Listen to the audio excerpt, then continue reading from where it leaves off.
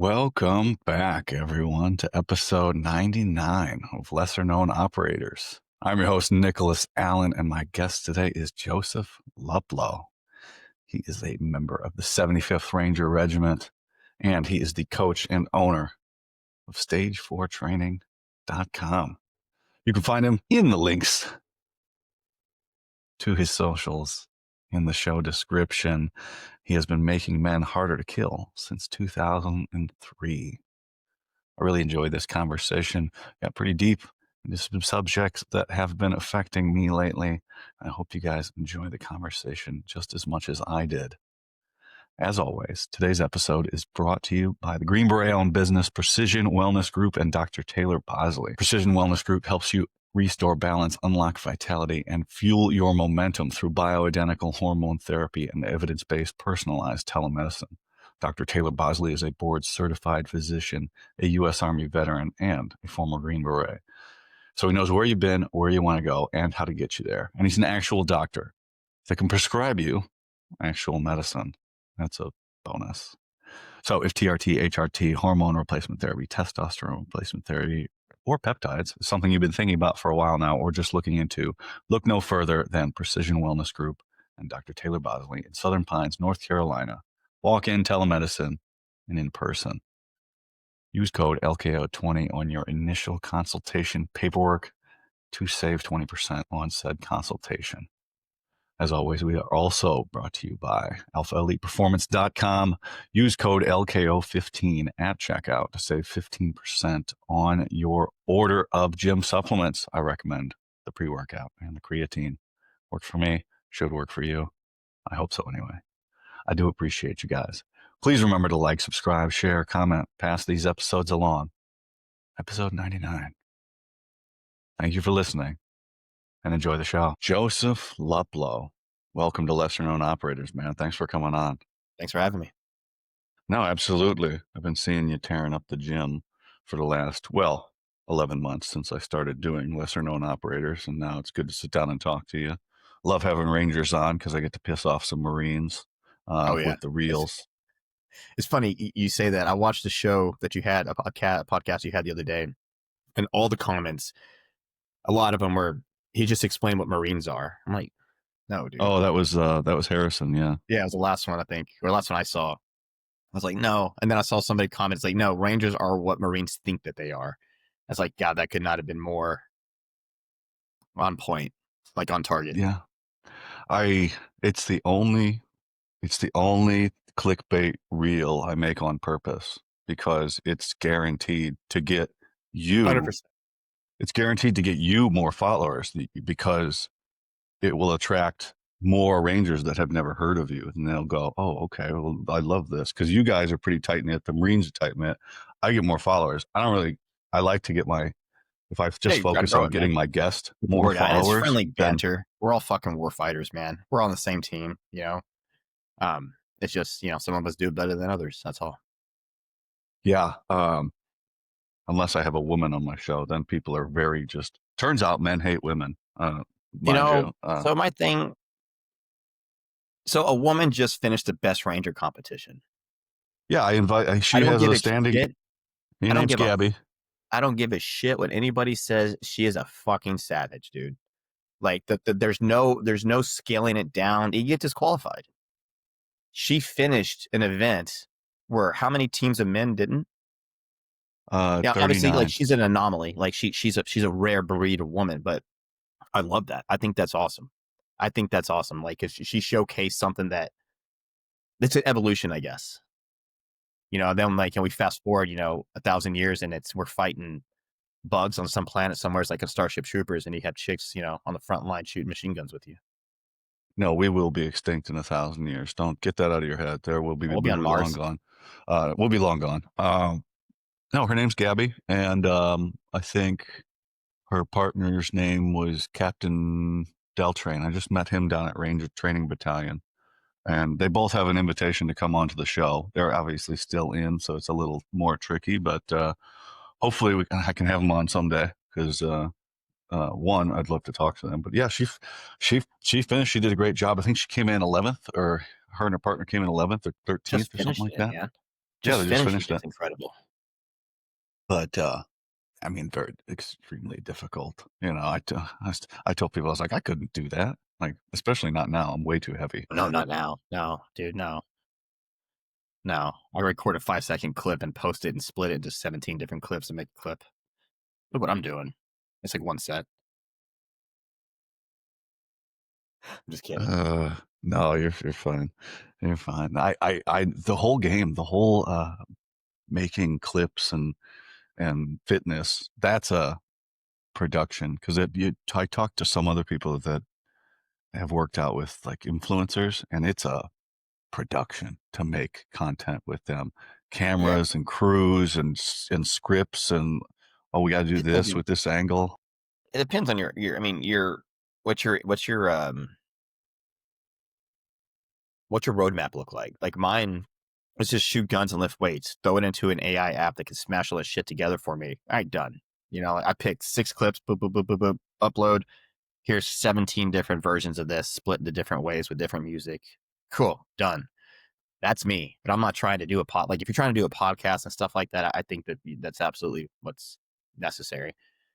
But as you grow the podcast, like you get your core, and then that that generates revenue, that gives out other streams of opportunities that get you hooked up with this guy, or that guy, or this company.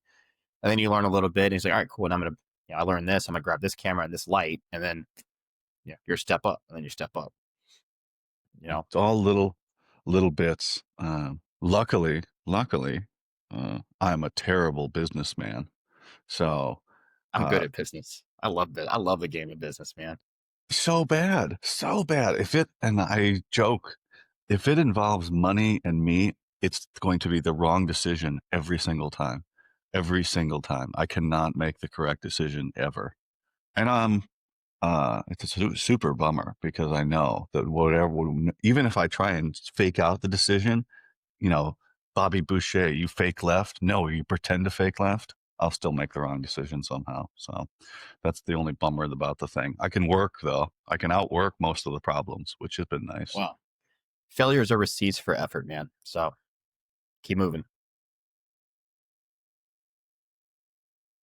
I liked before we start recording. That's why I wanted to bring us in. You're talking about like the prep and stuff, and as soon as anybody says prep for bodybuilding or anything like that, I just Brutal. kind of go, that sounds so awful, because I go right back to, 15, 16 years old and actually starving myself to make it down a weight class so I can get the shit kicked out of me, where I could have just stayed in a weight class up and done really well.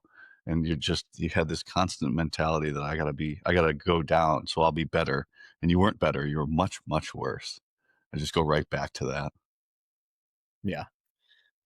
So yeah, I've never, transparency, I've never done a prep. I cut maybe 20 pounds for a strongman show when I wanted to compete at 198. A lot of that was just water, but we have 24-hour weigh-ins. We're not weighing in the day of. So mine was a little different. It's just, egg whites and yogurt for a minute, no water, dehydrate yourself, and you're good to go. For bodybuilding, it's a process because you want to conserve, because we're focused on performance. They're focused on preserving muscle tissue.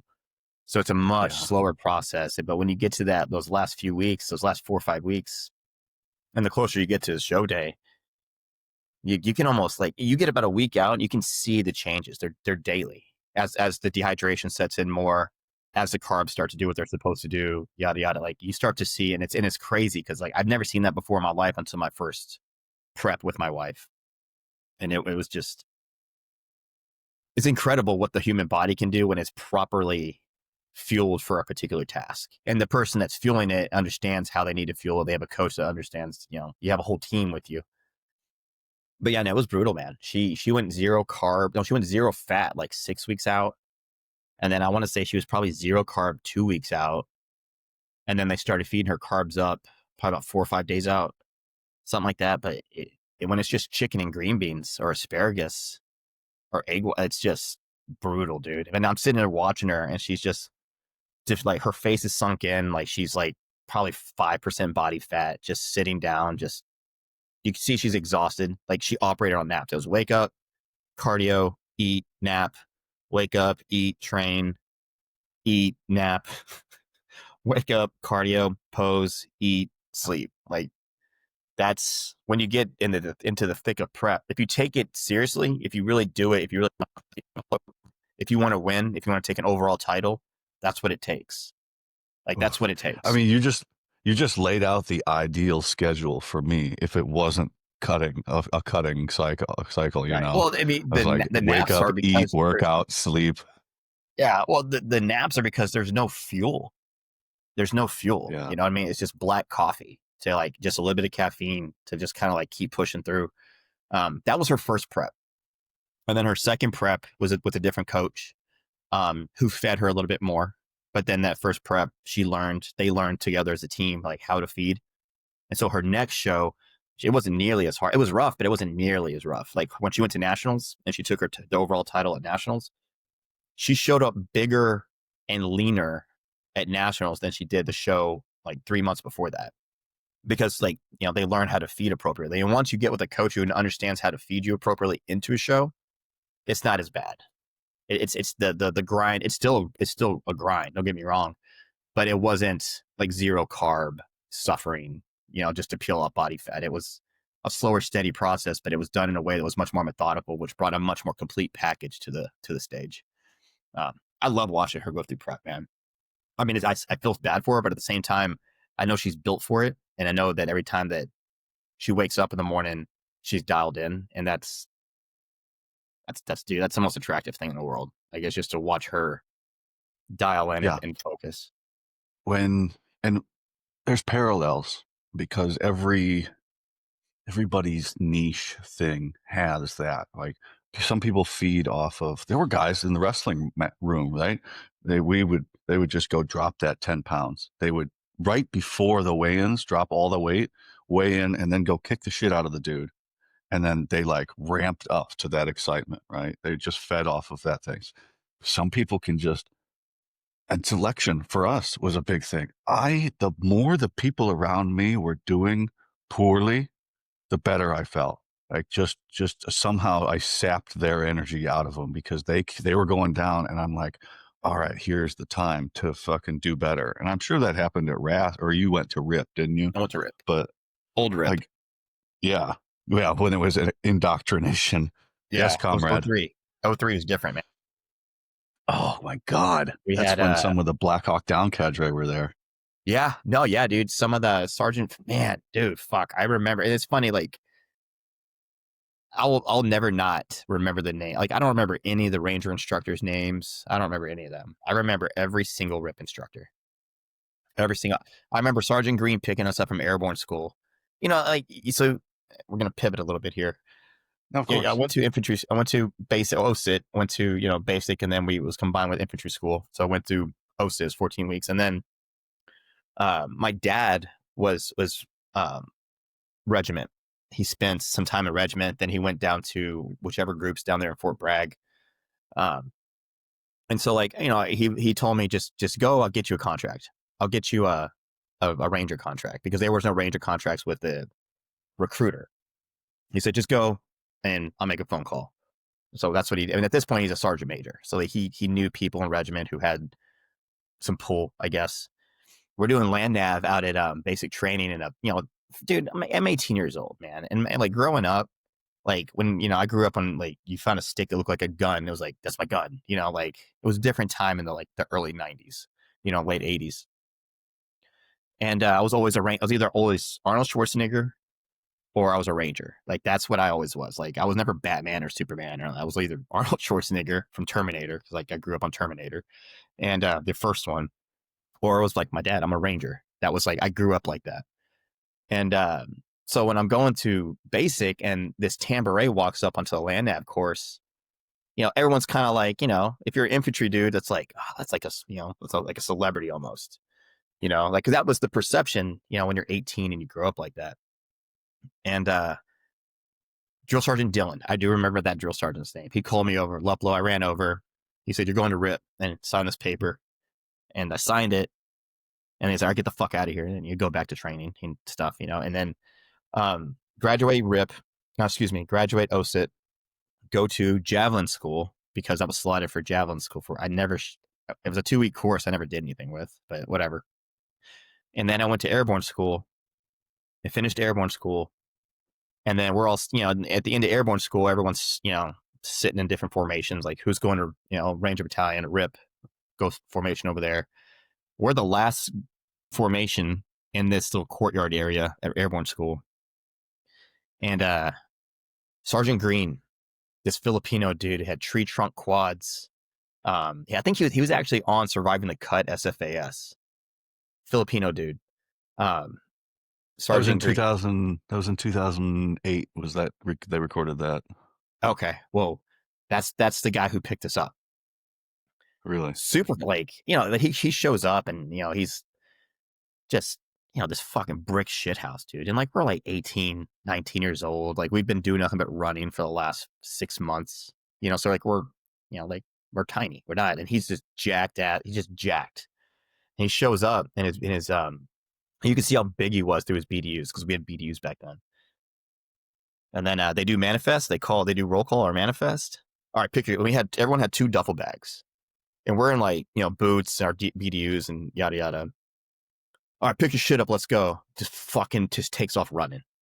So we grab our shit. We're running behind him. It's maybe, man, if I had to guess, it's probably maybe 2 miles from airborne school to where the compound is for RIP, dude. And this thing, you wouldn't think that this fucking 5'7" Filipino dude with like 60-inch fucking quads could move, but this dude fucking ran. He was gone. And like, we're all trying to keep up. Guys are falling out. Shit's falling all over the place. And that was my introduction to RIP, was just 90 miles an hour from the gate. And then the guys the instructors that we had there, we had Sergeant Fader, Sergeant Rubin, Sergeant Duncan, Sergeant Green, Sergeant Navarro, and Sergeant Young. I don't know if I said Young. And these guys were, my understanding, if I remember right, these guys were like the privates when the war started. So like, they went through, like, it was, they were the beginning. They were the first crop of Ranger privates to go fight. So, they're wired different. They're built different. There's a lot of bad guys, and then their generation before them, they say every generation gets easier. And I would confer. I agree. I concur. I think it's just the generation just gets softer to a point. But dude, these guys were fucking, like Drill Sergeant Fader, like the way they balanced, man. Not Drill Sergeant, Sergeant Fader. Like he was the epitome of a fucking Ranger, dude. He was like 6'2", like just no homo, but like he was a handsome dude, jacked as shit. And he had like this tick about him that just, don't piss this dude off, because like he was the mean one. Like everyone has their role. They're all mean. They're all assholes. But like you have that one that's just takes pleasure in it, right? And that was Sergeant Fader, man. And like it's still to this day like the epitome of a Ranger, dude. Because like he was like, I don't know how to explain it, man. He just his energy was everything. You just know it when you see it. Yeah, and then and Sergeant Young was like, he was like, I think he was a 2nd Battalion guy, if I remember right. I could be wrong.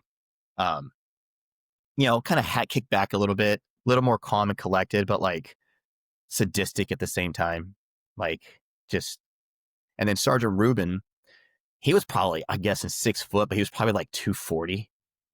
Just a fucking giant human being, dude. Like so like those are our instructors, right? And then Sergeant Green, this like 5'7", maybe 5'8" Filipino dude that just like a giant ball of, like, it was, I am grateful that I got to experience RIP as hard as it was. I did it twice, as hard as it was with those guys, man. Cause I did it twice. And then I do all that. I go to Ranger school. I get through RIP the 2nd time.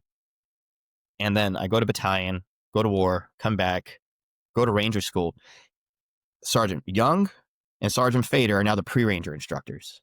It's like, fuck. So, and they remembered us. They remembered me because my dad's name was in the, like on the plaques and stuff, like pre-Ranger cadre, because he was a pre-Ranger cadre at one point. And, dude, like our pre-Ranger class, it's not even debatable. You can ask anybody I went to pre-Ranger with. It was harder than the RIP class at Coal Range because we were going congruently. They had a RASP class going while we had pre-Ranger class going. We got fucked up 10 times more than these guys. But that was our instructors, man. You know, and I'm grateful for that. Like looking back, I'm grateful for that because like it's a small sense of internal pride knowing that like I got to get vetted by these guys that like I look up to. You know, still I'm 40, I still look up to Sergeant Young. Like he's out here. I think he just wrote a book recently, Brian Young. He's an old Ranger guy. I don't know what Sergeant Fader, I don't know what any other ones are doing, but I know Sergeant Young. Like, cool, man. Like you're doing the Instagram thing now. You know, he's like his energy is a little bit more like sweater tied across type of vibe, like very, very like, which is awesome. That's cool, you know, but like that generation, man, was awesome, dude. Like we played combative soccer. It was just a reason for them to beat the shit out of us. Like it was cadre against, you know, candidates. And Sergeant Young, he like played like, I think he played like D1 soccer. So he was out there actually playing soccer. And the rest of the instructors are just fucking pile driving people. Just playing football. And he couldn't fight back. You just survive. Because if you try to fight back, you fucking stupid, dude. Don't fight back. Don't fight. Just survive. Because once you started trying to fight back, they like took it from like 10 to 40. You know, you're going to get choked out either way. It's just how long are you going to get choked out is man, Rip was awesome. Yeah, it was brutal though. It was different times. Different times for sure. Everything's relative though, because people can say, "Oh, it's harder now," or "It's easier now." I've had the group sergeant major tell me that, you know, selection it's the hardest it's ever been to get selected. Okay, well, I started looking into that, and I was like, okay, maybe with a certain portion, the gates haven't changed at all for years and years. The gates have always been the same, but then we have team week. That's the only thing that you can really adjust is team week, is the assessment on that. But then I started going, okay, is that not true? Because then I started asking some of the old guys. I was like, hey, for land nav, did you have a chem light on your stakes? And they go, what the fuck do you mean? What's a chem light? What do you mean a chem light? And I go, okay, can you explain that to me more? And my buddy, he goes, you had to literally walk into that stake in the dark. Otherwise you weren't going to find it. And I go, when was that? So for us, the last hard class was somewhere in 1984 when they put point sitters at the stakes. So there were times when the course was harder and easier, but I've also come up with the people that passed then would pass now, and the people that passed now would have passed then. It's all relative. It doesn't matter. I agree. Yeah. I think, I don't know, but I mean, you needed it, like referring to Rip, because that's my only experience, but like, from podcasts that I've watched from guys who went through RASP and other Rangers, I think for me, this is my opinion, I think Rip was more just survival. Like, because the PT portion, all that, like the standards, like no problem kind of thing, you know, it was just survive. Who has the grit? Who's willing to endure? Who's willing to outlast the pain? Like, I mean, they'd push until like somebody went down. It's fucking like August, July in Fort Benning, Georgia. It's humid. It's fucking dog shit humid outside, and it feels like a blow dryer. And it's just fuck, dude. It's hot. It's brutal. You're out there in BDUs and old school jungle boots. Dude, with Sergeant Green, he did every single one of them with us. 1,000 side straddle hops, dude. Like 1,000. All right. And then you drink your whole canteen of water, hold it above your head, make sure it's empty. We're gonna do it again until someone throws up. Like we'll just survive. But the thing is, like, you're creating a type of soldier. Like, these guys are all absolutely going to war. Like, it was 2003, man. Like, all of these dudes are going to go fight in war. You needed to weed out the guys that wanted to be there. You know what I mean? So, like, that's my perspective now. Is like, well, RASP, these guys are very likely going to fight at some point in the future, considering where the world's at. But I feel like now it's more so we need a little bit smarter Ranger, not as much hard Ranger. Now, we don't need strong Ranger anymore. We need smart Ranger. That's my opinion. I think it's shifted a little bit, not necessarily entirely that way. You still need to be tough. You still need to be hard, but they value intelligence a little bit more now than they did back when I went through. Yeah, the clientele changed quite a bit over the war with how you guys supported tier units and things like that also. So there's a focus with that. I think the big one is those ways had to go away. Because the advent of a cell phone, as more eyes and having to make content, and the chances of some of those brutal things like abusive football game or soccer games, like some commander gets a hold of that and goes, "Whoa, what this and that," and then Oh, people get dude, relieved yeah, and shit like yeah, that. So the more chance of something being captured, then you got to be careful because you yeah, never know who's watching and things like 100%. that. But yeah, I have my opinions on that. Like, so here's a fun fact: the barracks that we were in were the same barracks my dad went through. You know, and the showers were like they didn't. The instructors didn't really go through those showers or anything like that, and like we had like mold, we had like algae almost like growing in one of the. It was pretty gross. And none of us gave a shit, you know. I'm like, whatever, you know. We're eating, takeout Chinese food every night, like none of us gave a shit about like anything like that. Well, fast forward, and this is a rumor, but some guy went through RASP, and his dad was a colonel, and he told his dad about the showers, and it created a giant problem. So like that's like the advent of cell phones and stuff like that kind of got out. Like look at our living conditions. Like, dude, like you're living better than I was when I was in Afghanistan. Like it's not that big of a deal. I get it. It needs to be clean, but at the same time, it's not something that you run up the chain to create a giant fucking problem about. You can't have all of this money. Like, go look at Bragg. Bragg is beautiful. All the barracks are everything's brand new. And then somebody goes, this is how our regiment's living. Like, we have all this money to spend, and we need to be taken care of. We need to take advantage of all this money coming in because there's stuff happening at the top, and they're going, well, we need to get this and we need to do this training and that training. And then you go, how come nobody told me about the barracks? What the Yeah, fuck? We I get gotta that. we gotta fix this. I get that. It was just to your point that like when cell phones come around and brass starts to see things that we don't necessarily want them to see. I mean, dude, we were out in Coal Range, man, and we took showers out there with like we had buckets. I think it was just them just keeping us busy. Yeah. Yeah, you got like 200 fucking naked rangers in a field, like with a rope and a bucket, and you're just, you know what I mean? It was just, I Yeah. guarantee you they don't do that anymore. But yeah, man, it's things have changed quite a bit. And like you said, I think it was necessary at some point. It needed to shift for sure. But Yeah. like I said, I'm grateful I got to go through it when it was like it was how it was. Like it's a different Yeah. kind of Everybody's appreciation, you know. everybody's all like, because so for us, there was like these tin metal shacks, and then there was these tar paper shacks, which are looked and sounded exactly like it, or they were exactly like they sound. These fucking just old barracks, just drafty as fuck, right? And those went away, and then we got these half moon tents, and those were disgusting as well. And then after a few years after I went, they got rid of the tents and they built these beautiful barracks. And that's the line, right? That's not the same thing. Being in a barracks with air conditioning and lights and everything works is not the same as these temporary structures. Yeah. So, okay, everything's going to be different from that line, but it's all whatever. It's all the same. Like, Yeah. I yeah. know. It's just, like I said, I'm still very grateful that I got to experience it. I mean, because I talked to my dad, like, how was Ranger School for you? Which I recycled binning and mountains. So I spent like 6 months in Ranger School. The old Um, 6 month Ranger class. Yeah.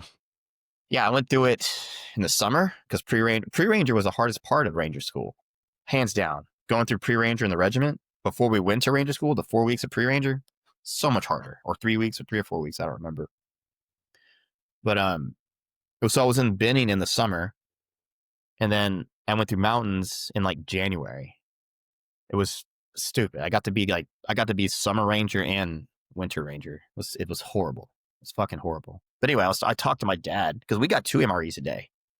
Like they let us have 2 MREs a day, and I told my dad, like, we only got one. I was like, but he's like the joke was like, well, the generation before you had to go kill their food, kind of thing. So like it progressively, my dad talks shit to me the same way I would talk shit to my kid if he went to ranger school. It's You kids these days.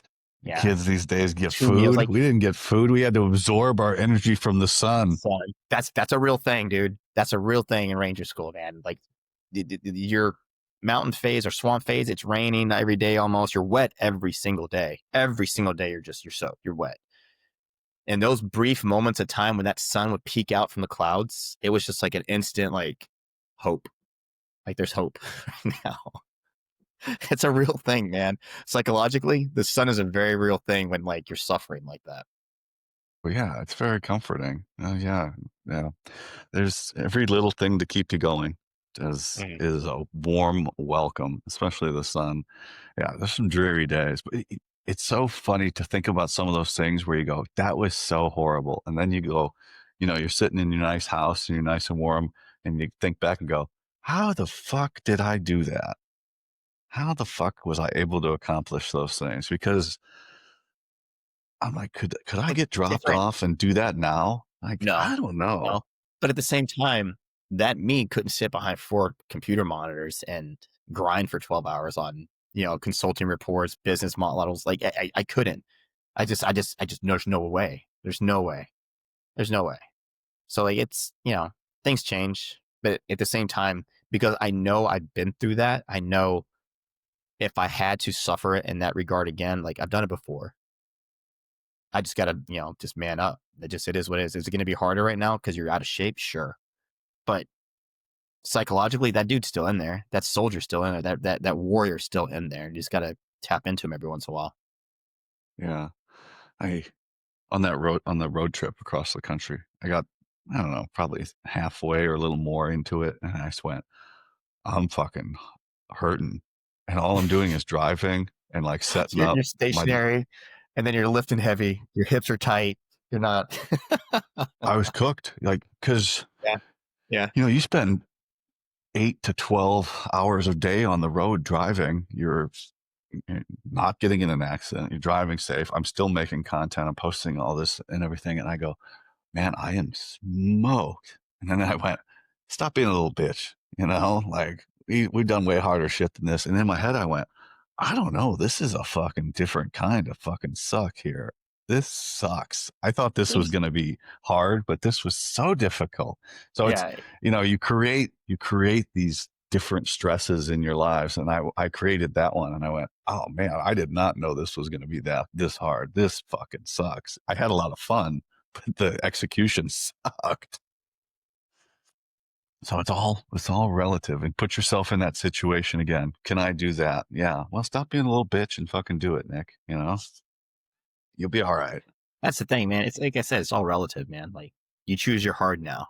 You know, Yeah. like that's what was hard. That's what's hard now. Would it have been Yeah. hard then?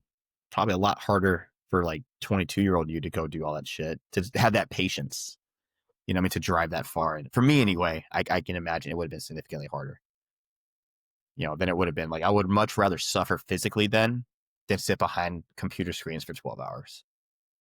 Just Physical's easy. You just work. yeah, You just yeah. work. It's just work. It's just work. But when Just you have to use hard brain work. capacity to read and to do flowcharts or fucking set up trades when I day trade, like whatever it is I'm doing, my brain, I'm still exhausting myself just in a different way. Yeah. It just, things change, things evolve. Yeah. Strong Ranger, smart Ranger, right? Yeah, it took me 40 years to get smart, but here we are. Here we are. Yeah. Well, with we said with every different avenue has their like one thing of that you feed off of. For me, I don't know how it was for you, because you said you competed powerlifting and stuff like that, but I'm at this point now where I have like the hooks in me pulling me back, because I'm at 2 workouts a day right now, and it's everything I can do to they're not going to length where I'll overtrain, right?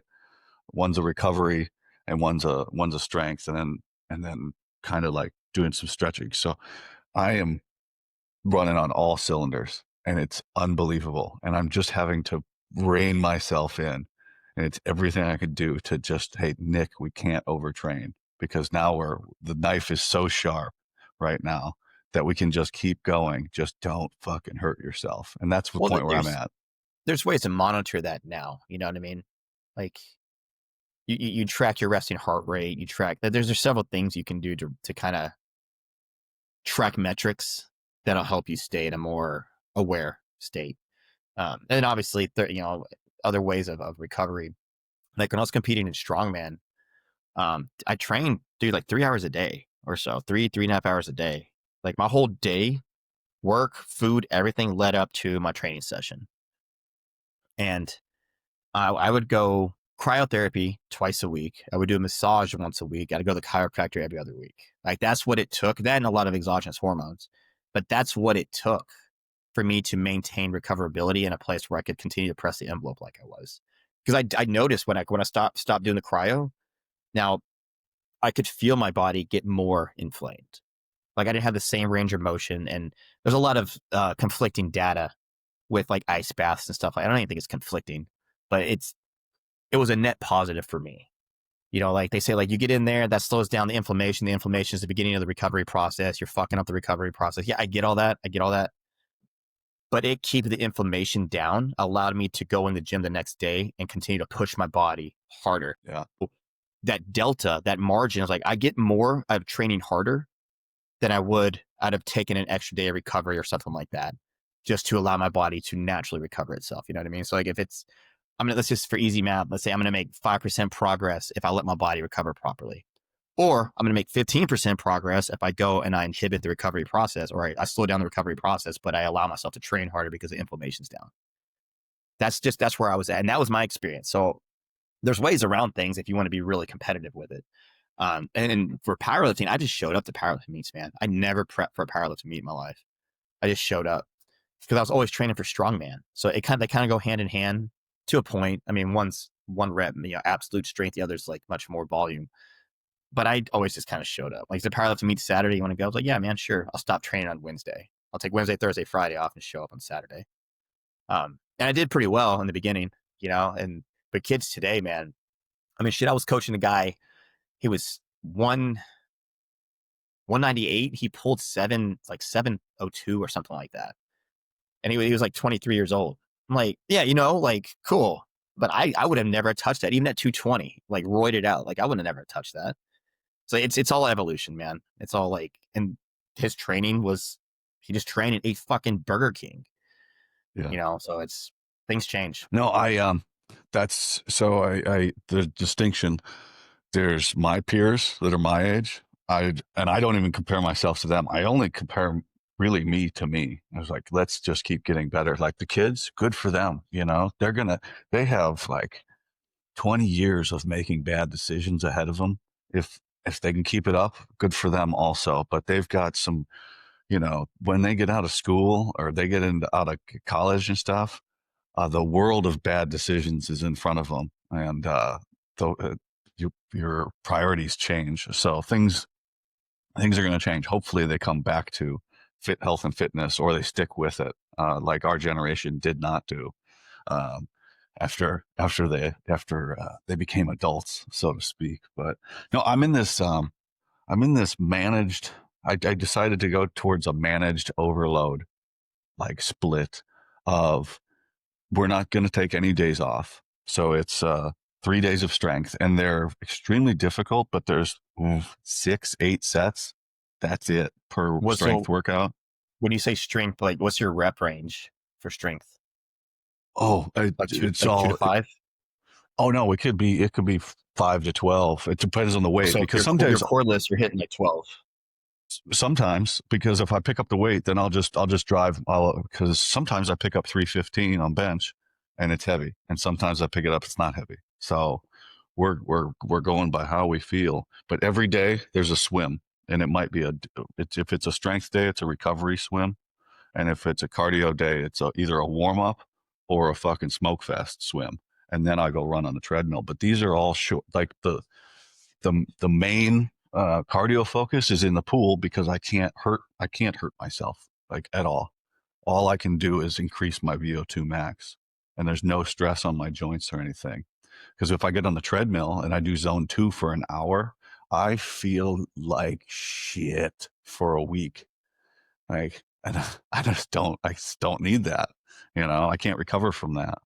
But it's this weird thing. I was like, we're going to push And I tell people, like, I have a very hard time coaching other people, but man, if I can tell myself these things and I can coach myself, and it's like, one guy's like, hey, you want to work with us? And I was like, I can, but I train myself and I'm pretty good at it.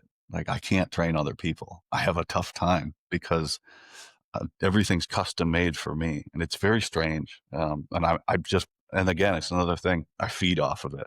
I'm like, I feel it, get it working, and I'm like, oh, we can keep this going. So it's a lot of fun. I mean, it's got to be a lot of fun for you to be able to coach other people too, though. I don't really coach as much as I used to. Okay.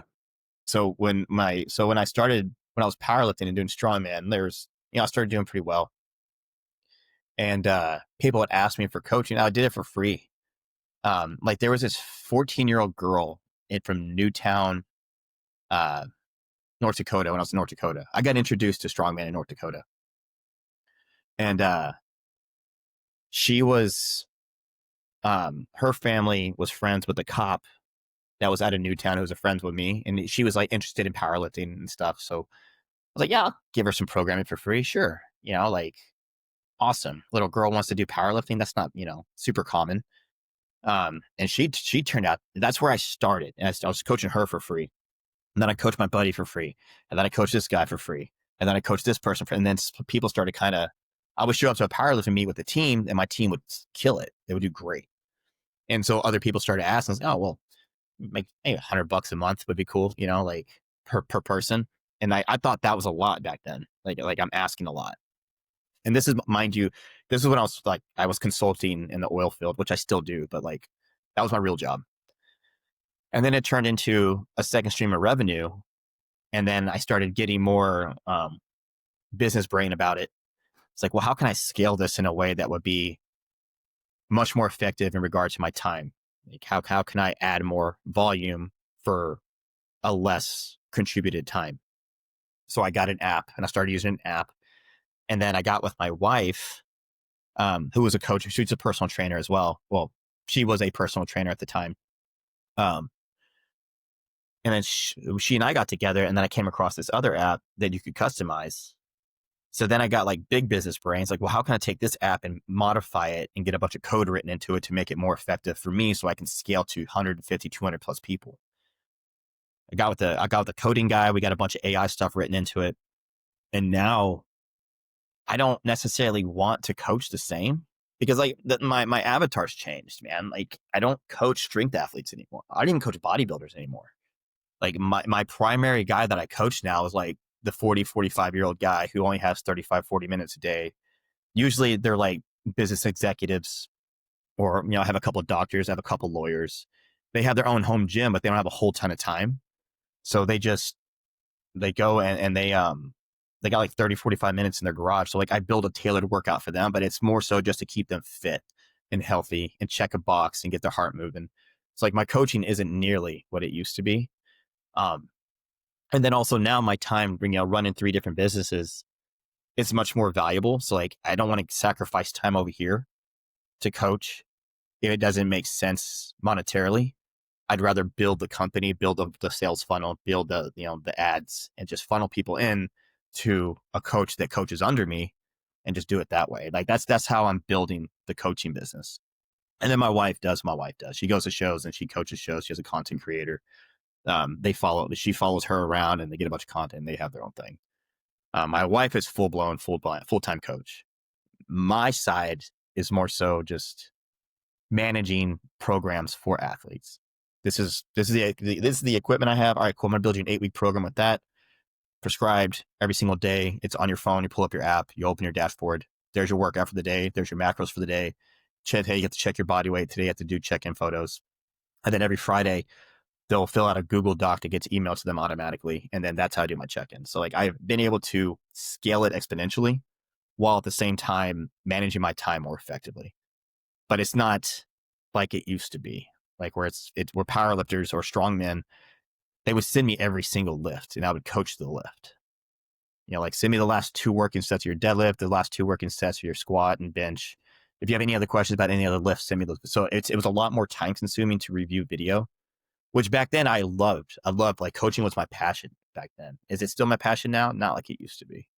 It's just not like it used to be. Now it's more so watching these guys, these older dudes, just start to turn their life around and start to get more motivated. That's my passion a lot more when it comes to training. Is seeing this guy, this executive's, he's 40 pounds overweight, and now he's, he can see his abs for the first time in 20 years. That, and then seeing him light up is cool. Or like I have a guy who's lost 90 pounds in the last year, and one of his biggest wins for me was when his son identified that's like, Dad, I don't hear you breathing anymore. Like, cause he's like 420 pounds at the time. It's like, so he was a mouth breather, and he doesn't do that anymore. It's like, dude, that's health. You're healthier. Like that's more what feeds me now when it comes to training is just watching dudes just get their life back under control in regard to their fitness. Now, I still have a couple bodybuilders I do coach. I don't have any strength athletes anymore. I have quite a few tactical games guys. That's another passion I'm kind of starting to lean a lot more into, because that's where I'm taking myself, not to go compete in tactical games, but like it's fun training, and it's almost like LARPing. You know what I mean? Like I get to kind of run around with a gun again and drag a sandbag and go pick up this kettlebell or, this 120-pound dummy. Like, like it, you know what I mean? It's almost like LARPing, and it's fun to me. And at the same time, it is relevant. It is practical, because I'm not saying this is ever going to happen, but if shit did hit the fan, well, at least I still know how to shoot. I know how to move. I can know that I can run out there with kit. I can go on a 2-mile kit run if I have to, and it's all just more preparedness. And maybe that's just me, but it's fun to train like that now. Like majority of my training is like kettlebells, sleds, sandbags, slam balls, running, jogging, assault bikes. It's just being prepared is more my lane now. So like we're training, older dudes to stay prepared or just get in basic general shape so they can protect their family. It's a lot more my lane now than it's ever been. Everything changes. You get your fill of one thing, and then something else will come along. You're like, I like this slightly more, and I want to keep doing that and helping people. Mm-hmm. And you're right. When you can help other people, that's way more fulfilling than helping yourself. And then it opens you up to other avenues of success. Like you said, the show is the one thing, but lesser known operators, that's going to be something else. There's other things that are coming along with that. I didn't know that was separate. What's the difference there? No, less the brand itself. Like I started off as just a show, and then it's, I have the Instagram, and then I have, it's like, oh, you got to get a store. Okay, well, that's merchandise. Well, I don't know anything about that. Oh, you got to get a design. You got to do this other stuff. And then there's some other social media management opportunities that have come up from that because of what I've built from here in this short amount of time. It's like, apparently it works. Difficult to do. Just keep doing, is my opinion. Keep doing what works. Yeah. If the Instagram and the podcast is what's working right now, keep growing that. Keep focusing on that, because that's where you get your most yield. And then when that slows down, all right, what are my other avenues? Like you could do t-shirts, but I mean, like there's a ton of veteran owned t-shirts, but now you have a base where you can have apparel for people who would support, like Black Flag Nation.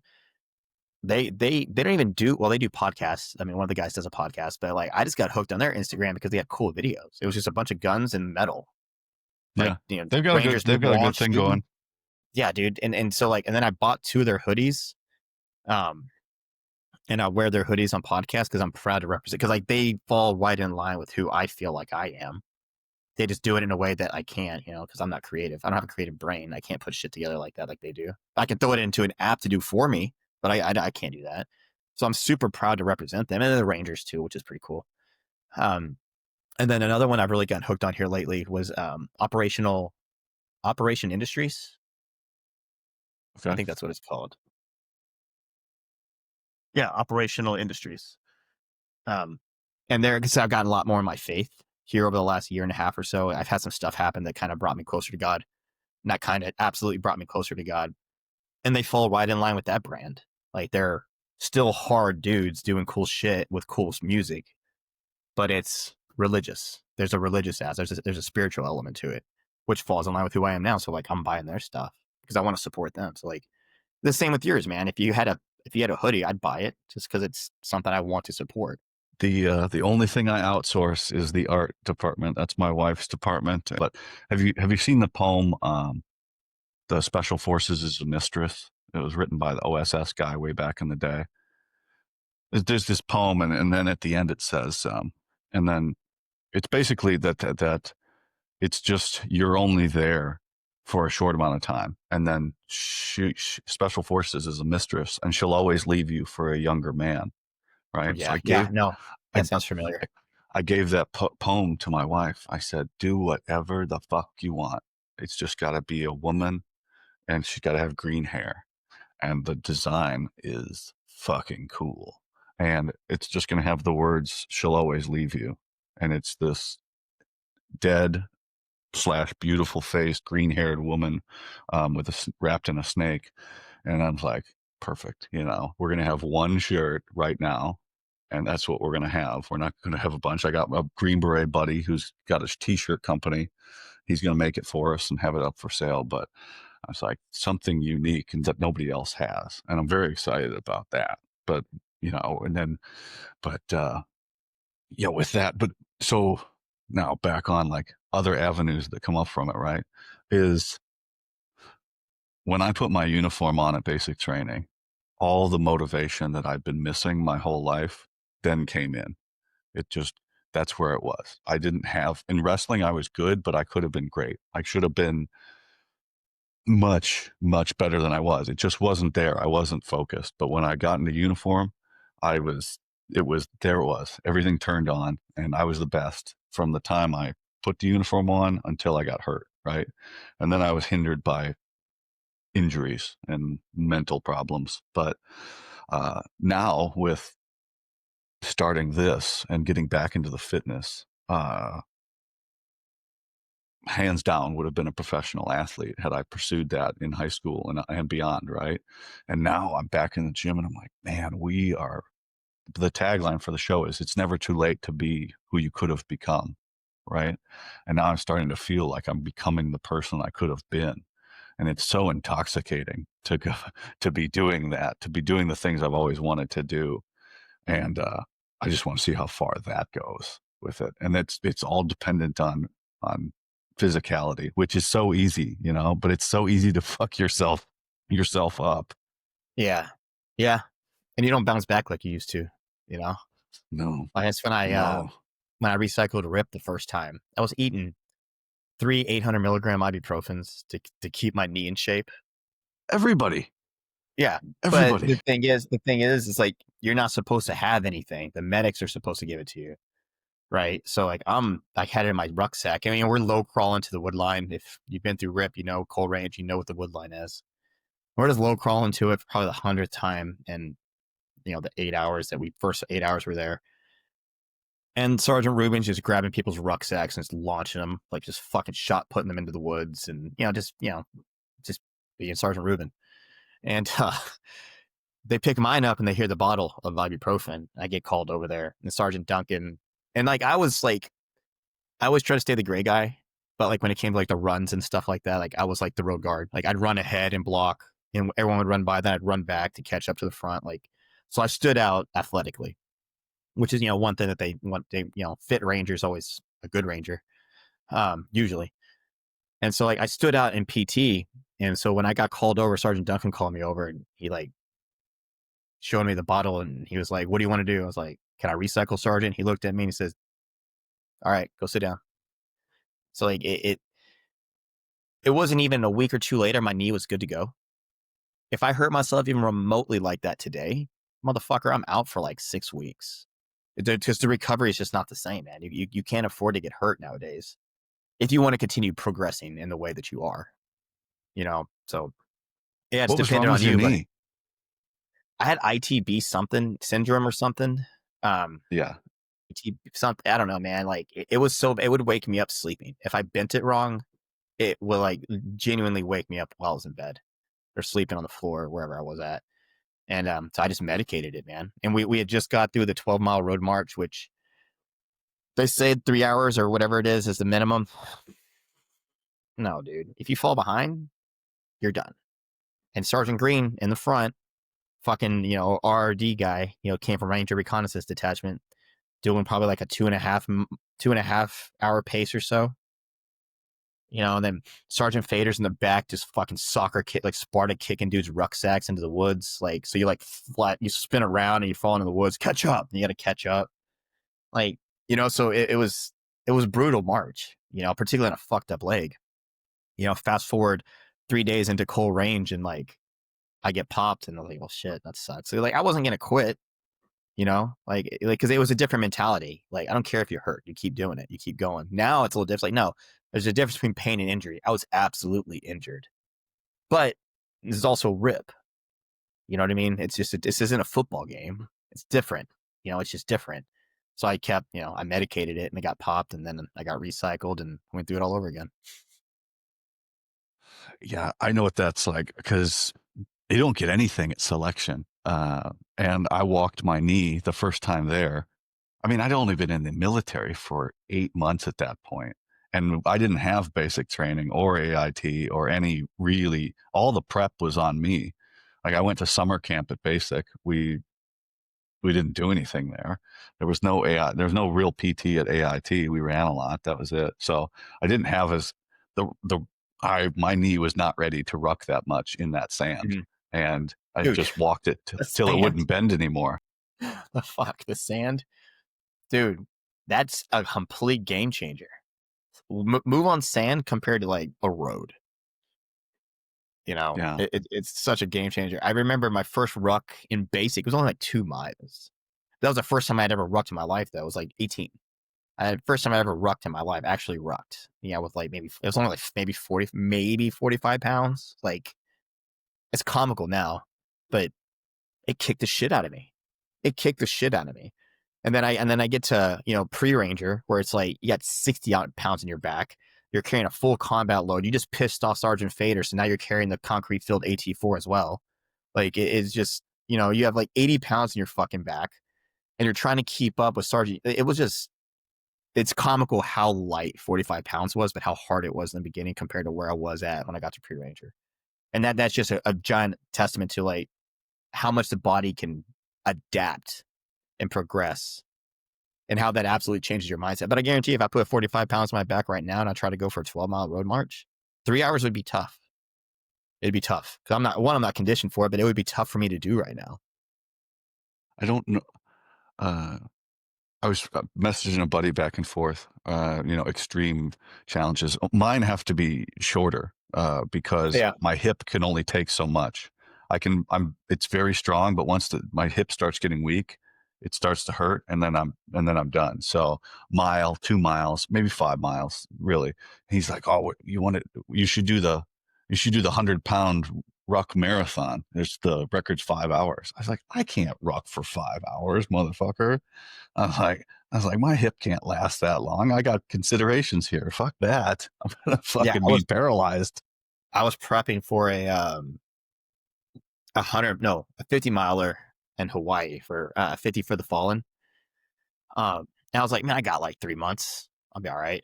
Like I haven't rucked in forever. So, but like, it's like, all right, cool. I got these new pair of Woobies. They're kind of similar to my old jungle boots. I'm gonna try those. Those didn't work at all for my feet. Not for that. And I was in North Dakota. And so I started rucking on a treadmill in my garage. Dude, I got like 2 weeks in. My hips were on fire. My knees weren't ready for it. It's like, holy shit. And I ended up not doing it because work stuff popped up. But like I trained for it for about 6 to 8 weeks. And I was not at all recovering like I used to. Like I'm just walking with a little bit of weight on my back. Not a big deal. Like not horrible. Like be fine. And it's going to be tough because I haven't done it in a long time, but be fine. No, dude, I don't know how 50 miles nonstop would have been. Even like I had maybe 4 or 5 weeks before the actual ruck. And you can't not finish it once you start, and unless like you're legitimately hurt. But like I said, man, like after 6 weeks, I was like, my body is not prepared for this. I would have gutted it out because, you fucking show up and you're a Ranger guy. Like you can't not finish it because then you're, like you're a bitch, like you can't not. It's just, and that's ego, sure. But like, I'm okay with that. Like, you got to finish it, dude. You got to finish it. I went out to the CrossFit gym on Sunday to record my little workout, and then I messaged the owner. I was like, "Oh, hey, I called the owner. I was like, "Hey, I'm leaving." And he said, "Oh, you coming out for Veterans Day?" And I was like, "Well, yeah. What are you guys doing?" He goes, "Oh, we're doing Chad." And I go, "Fuck that. That's the like 1,000 step ups with 45 pounds." And I went, "I fucking almost tore my meniscus last year, and you actually tore your meniscus. I ain't fucking coming out for that workout." And it's like they made this, so it's a hero workout, right? Yeah, But yeah, it's the guy committed suicide, and I'm like, it's a great cause and thing, but they made it just a workout that I just refuse to do now because I did it 2 years ago, and I've had constant pain in my knee ever since I did it, because you get to rep 500, and just like what you said, well, I'm not going to quit, so I'm just going to push through. Well, now my knee's fucked up for the rest of my life, and it's not yeah. like surgery But fucked up; it's just pain fucked up. yeah, if you deal with it, so you have to, Uh-huh. because you committed to it. And when Wait, it's Veterans Day and it's a hero wad, and like you have all the reasons to gut it out, so they're gonna finish it. you got to finish it. Yeah, once you finish it, you got to start. You got to keep going until it won't bend anymore. Right. And like Murph, like I take 6 weeks to prep for Murph now. Like there's Really? 6 weeks of training. Yeah. Well, because for me, it's like I want to beat my last year's time kind of thing. So I'm competing with myself. And but this last year when I did it, I did a free program in my app. Anybody who wants to like prep for Murph with me, it's totally free. Here's what I'm doing. Scale it however you need to scale it. If you need to go up and you go down, whatever. But here's what I'm doing. And it worked really well. And it was pretty neat because I got quite a few dudes to do it with me. But I prepare for shit like that now, because it's not like I couldn't just go out and gut out Murph right now. I couldn't just go out and put on, well, because I also do it like, well, I didn't do it this last year in my boots, but the year before that I did it in my actual boots.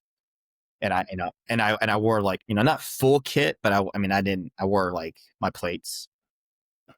I learned like, all right, well, maybe don't do it in boots next year, because it's fucked out. My knees and my hips are fucked. So I did it with the, running shoes, and I did significantly better. So it's like, it's like I said, I can't just go out and gut things out anymore like I used to. Because like I was wrecked, but I did really well considering, like how I did the year before. I was much quicker, but I don't know, man. It's my lats were blown up, my legs are blown up, everything was blown up, and I was like, I prepped for this too. I actually prepared effectively, in my opinion. I did well, but like still, like on game day, you push so much harder because it's like you remember why you're there, and they have all these people like rooting for you. And I was wearing my Ranger panties, so I was like, I got to keep going. I got to push harder. I got to push harder. I got to push harder. Got to push harder. Got to push harder. And like the last mile, like the last 200 meters, excuse me, the last like 800 meters, 2 laps of that last mile, empty the tank, dude. Just go. Like I didn't collapse when I was done, but motherfucker, like I couldn't breathe, but like it was just pressing that red line for that long and enduring that much. Like, fuck. This sucks. Keep going. One more step. And anyway, I'm rambling, but like, dude, I have to prepare for hero wads now. Like, there's something you can kind of just go in there and do if you're conditioned, like Barraza, First Sergeant Barraza out of 2nd Battalion who got hit. It's like some deadlifts and stuff. It's just a little bit heavier workout, but I mean, it's super doable. Like, you're not gonna like, it's not like Murph where you're gonna like die, because it's so long. And if you do it in kit, it's it adds because like the thing is like the kit, like you don't want to bounce it around, so it's tight, but that restricts your breathing. So now yeah, your that's breathing's the off. And I'm like, it's just like, but at the same time, like your breathing sucks, but you're like, I want it to be shitty. it's There's a weird, supposed to be shitty. That's yeah, what I tell the people when I there's go read the this thing names. about it that like, man, this sucks. Why? I can make it a little bit easier. It's like, that defeats the purpose. I could loosen up my plates and push it out a little bit and jog with my hands, push my plates out so I can breathe more. Well, I don't want to do that because that just adds that extra layer of comfort that this is not supposed to be. But anyway, That's worse that's fun. what I tell everybody when I read the bio. So if we're doing Murph, I'll read. I tend to read the names of everybody else that was killed going to get them also Yeah. as well. Um, personal preference on that, but I tell people, I go, it's here. You're here to suffer. You're not here to hurt yourself. There's a big Yeah. difference between those two. Yeah. So But putting aside that pride yeah, for the operator is hard. yeah. You My know? buddy hit the owner of the gym with one because we did one for my buddy Jeremy, and he, my buddy went out. He's like, you should do the 205, and because he was going to go 185, so he's going to scale it, and fucking he did the two. He's like, you know what, you're right, and he did the 205. It took him longer than everybody else, but he's like, he wasn't going to hurt himself. He was just going to suffer longer, and he did it. And I was like, that's fucking cool, man. To know that, yeah, I can do it. It's just going to take me a lot longer, and Yeah. that's the whole point of it. Is it's supposed to suffer. It's supposed to be hard. Um, it's supposed to suck, and it's supposed to remember the people that aren't here. Yeah, yeah. I think about the guys a lot when I work out, and it just could be just regular stuff, Yeah. just Dude, I uh, almost cried during Murph because it's not. I say this respectfully. It's not so much Murph as much as it is everybody else that was that all the other operators who got hit and the other not just the guys who got killed in combat, the guys who didn't win the battle at home. Because then like you're in this place where you're internalizing so much that you keep bottled up for so long that when you get to what you're preparing for. Like for me, like I knew what I was preparing for. I understood the mission. I understood like this is what I'm preparing for. I'm preparing to like push myself as hard as I can on this day, and it's a remembrance. But you don't all those emotions don't really hit until you're in like the certain level of suffering surrounded by other people that are there for the same reason. And then you yeah, start like blocking everything out and you start internalizing things a little bit differently. And the emotions are so much more real in those moments of just like, this sucks. But it's like, but this is why. And when you attach that suffering to like the why you're doing it, everything just hits. And like my wife was like, yeah, you almost started like, she's like, what were you? I was like, she's like, were you good? I was like, I'm good. I'm good. But like there's moments where it's like you start to think about those dudes, the guys that you knew, the guys that you fought beside, the guys, that came home, didn't make it, and the guys that got hit in combat and didn't make it home. And you start to have like a little bit of like that survivor's guilt, a little bit starts to hit. Like, man, if I turned here or if I turned there or if we just whatever, like there's always those, man, if I just called this guy, like, man, he kind of felt a little off and I didn't follow up the way I was supposed to follow up. Like I had this feeling, but I was like, he's probably fine. You know what I mean? And you start to internalize, you start to think about all those things and all those guys that aren't here anymore who left families behind. And it's heavy. And that's when it's like, no, I have to keep pushing. I have to keep moving because this is for them. And for the guys who have experienced that, and I'd be willing to bet money that every operator has somebody that he served with that's either killed themselves or got killed in combat. And so when you start thinking about those guys, then you start thinking about the memories. Like, remember that time like Smith threw up in your mortar, on the plane because we were like all over the place. He got motion sickness and he blew chunks, and like, that guy's not here anymore. Like, because you start thinking about those good times and you start thinking about the brotherhood and the love that you had for these guys that you didn't realize you had until they're not here anymore. And then you start to internalize things all that heavier, and then it just feels really heavy. And then it's just like, I have to keep pushing, whether I hurt myself or not. Right now, I'm going to keep pushing. And so you push, and I'm rambling. I didn't mean to get on a soapbox about it, but it's heavy, like, so that's the real reason. Like, you prepare for it, and subconsciously, you know what you're preparing for, but you really don't feel it in its entirety until you're right in the middle of the heaviest part of the suck. Because that's when it's like you have a decision to make. You have to make that conscious decision to keep put one foot in front of the other and keep suffering. Or if you don't, you're almost subconsciously doing an injustice to this friendship, this brotherhood. yeah. That's my own personal take on it when things get rough. And I didn't mean to digress into that, but No, yeah. you're right. So I never had. I didn't get to go to combat for better or for worse. I took it really hard when I got medically retired, but I didn't get to go. Whatever. It's I'm okay with it now. From doing the show, actually helped a lot with that. Um, but I do, unfortunately, um, have friends that keep uh, checking out of the hotel early. That's pretty rough to deal with. And so, how do you I still haven't worked this thought out, but these people become such big influences in your lives at that point, more so than they were actually, because they become, I don't want to say a martyr, but Yeah, I understand what you're similar saying. lineage, Yeah, right? And it's very poignant in your life. And then how do you live up to that p- thing in your mind that you've made for them of, oh, I have to do this. And you got workouts because military, we subject ourselves to this great amount of suffering, especially in the harder and the harder unit you go to get there is incredibly difficult.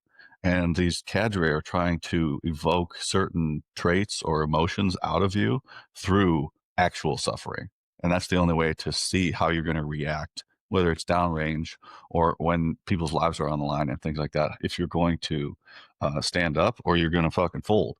So that's the only way that we can sometimes bring back actual feelings because we bottle so much stuff up is to make yeah, dude. ourselves suffer so Yeah, bad that we get to the point where we don't have these walls up anymore. We kind of, they're broken down because, and it brings everything back to equal where you can actually feel like a person again. Because oftentimes, and I've said this a few times, in the military is a psychopath if you were to classify it as a person.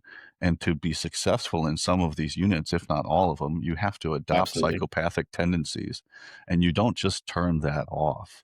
Some of that stays, especially with processing emotions. And to bring down the wall of that, you have to actually be fucking hurting so much to where you can feel things again. And that I kind of think, sucks. yeah, it's I can't pronounce this word, compartmentalize. We compartmentalize it a lot of those emotions. Um, I mean, for whatever reason, like you don't want to show emotion, you don't want to be vulnerable, you don't know how to be vulnerable. Like I bottled up so much, so much for so long, and then like most veterans, I masked it with drugs, women, whatever. I just kept just throwing it into a closet. Yep, keep the door shut. I'm good. Just keep put one foot in front of the other. Keep toughing it out. And some of these guys they get to a point where they just can't handle it, and rather than reaching out, they check out. And I think the more, I mean, because I've almost been that guy, uh, more than once. Uh, I'm in a much better place now, but like there was times when everything just got so heavy, and it wasn't just like it all originates, not just in the military. There's a lot of other traumas and whatever, but like it's when you have everything on your back. I'll give you an example. I was working as a project coordinator for an inspection company, consulting firm kind of deal in North Dakota. And I was working like 90-hour weeks every single week behind 4 different monitors, just grinding away for month after month after month. And it was just heavy. And I had this, they don't teach you how to turn it off. This relentless pursuit of mission accomplishment.